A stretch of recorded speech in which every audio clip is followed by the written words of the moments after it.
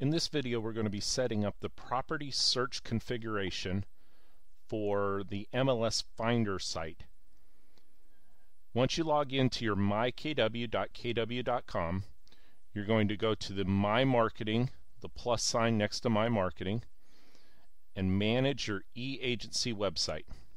This is going to open up another tab, and when you're in your Agent Website Administrative tool, we're going to go to 4.4, and this is the WolfNet or MLS Finder back office administration, and that's going to open up a window, and you need to log in to your IDX solution.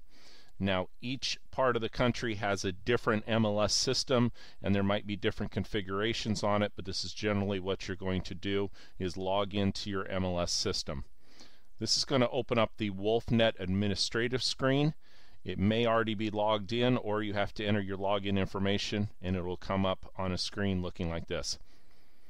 We're going to focus on the property search configuration. Over here, the property search configuration, and it has a number of choices, and we're going to walk through each one of the choices one by one.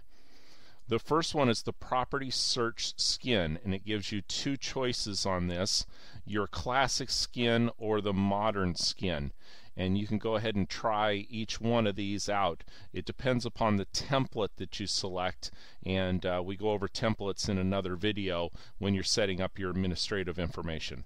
So for the purposes of setting up neighborhood sites, we have neighborhood pages, we have the modern skin selected. The next choice is for colors, and dependent upon whether you have the modern skin or the classic skin, you'll see the different choices of your colors that are on here, and that's where you can actually do the change of the headline colors or your buttons, backgrounds. This will also be something where when you have this integrated into your actual templates, you may want to change some of these colors to make them stand out. Your buttons be a different color, or the information that you need to be a different color, and this is where you can set it. It's all completely up to you. There are no wrong choices on here. This is all dependent upon you and the information you want to put in there. The next selection is fonts, and you can pick between Arial or Times Roman. Again, this has to do with where are you going to be displaying the information, and you want it to be consistent with the rest of the look and feel of your website. The next choice is your logo and your slogan. So your logo needs to be a 100 by 50 pixel, and you can browse and upload your image. If you're not sure of how to do that, there's a little question mark here. Click on that and go through the information. Most importantly, on this page, if you don't have a logo, is making sure that you include your slogan in. And your slogan may be information that you have in there that would be details about the area that you're serving, or it might be your team name or your office name. So that's the information that you can include in there. And go ahead, once you've made the changes, click Update.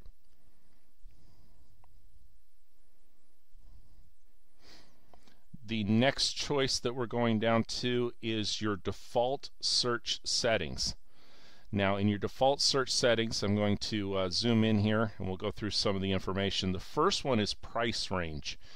If you have a particular price range that you want to work in, or you have a particular price range that you do not want to display, this is where you can set the information so that anything that comes up on a default search, I have it set here for $100,000 or more. $100,000 set as the minimum price. So there will not be properties that are shown on the website that are below $100,000. If you're working with luxury homes, you may want to up that amount of the price. If you're working with particular areas where you want to focus on affordable homes or first-time home buyers, then you might make an adjustment there. The next section is for property types, and for your property types, you can select the types of properties that you want to work with. If you want to include lots and land, or the acreage, if you want to do commercial, then you would click that. If you also want to include leases on your properties that are available for rental, then you could check that information. Your choices of property types is going to vary dependent upon the MLS system that you're working with. The next section is for state. There's going to be a number of you that will not see this because your MLS system only serves one particular location. This particular MLS does allow you to display for multiple MLSs, but because I'm only licensed in one of the jurisdictions, then I only have it selected for Virginia and have that put in there. You can also order the way in which you want those to display as a preference. And then you can select, the last part is for quick search. Do you want somebody to be able to do a quick search based upon the listing number or the zip code or the city? In this case, I want to be able to do it by the MLS number and update the information. The next section is for the site login options.